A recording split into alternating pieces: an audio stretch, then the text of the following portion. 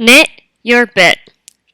Weather brought hardships to the soldiers of the First World War. The men needed more than the basic clothing they had been issued to endure winter in the trenches.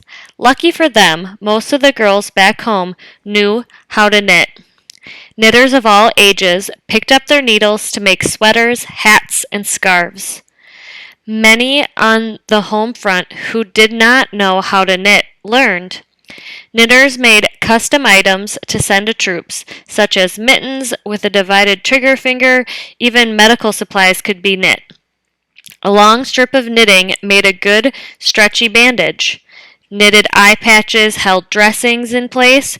For those soldiers who had lost an arm or a leg in battle, knitters made amputation socks.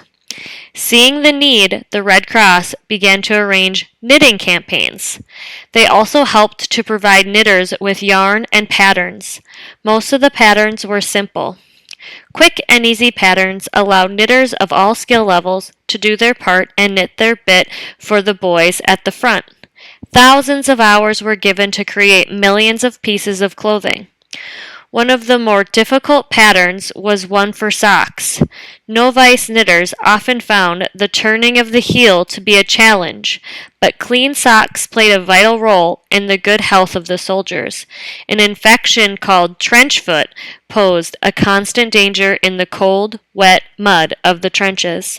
Fresh socks offered hope of avoiding an illness that could take a foot or a life. These hand-knit items inspired the soldiers. They reminded the men of mothers, sisters, and sweethearts, sending them love with each stitch. For those left on the home front, knitting brought a way to support the troops and be involved. Knitting never held so much passion or power. Knit your bit. Question 1.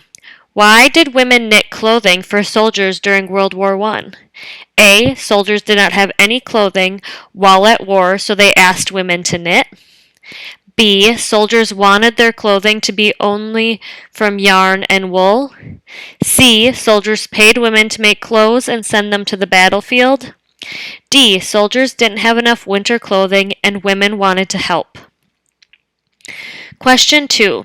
According to the article, why were socks difficult for novice knitters?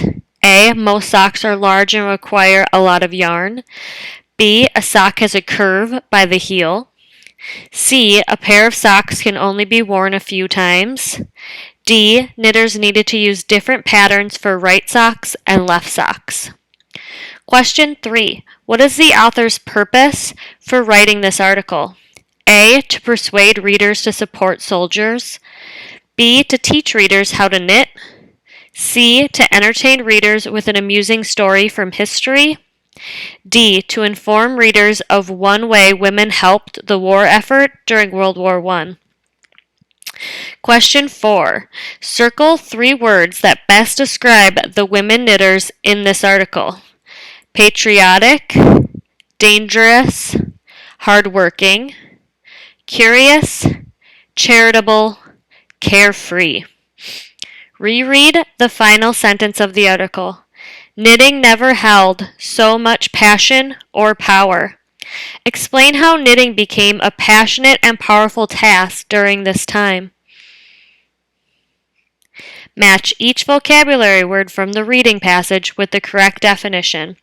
Our words are trenches, troops, medical, amputation, novice, passion, Red Cross, home front, bandage.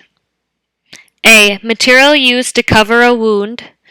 B. Long holes cut in the ground for hiding and moving around during battle. C. Strong emotion. D. Area where soldiers' homes are away from the war zone. E. Soldiers. F. A charitable organization devoted to helping the sick, wounded, or suffering. G. Relating to the treatment of illness and injury. H. Person who is new or inexperienced. I. Surgically removing an arm, leg, or other body part.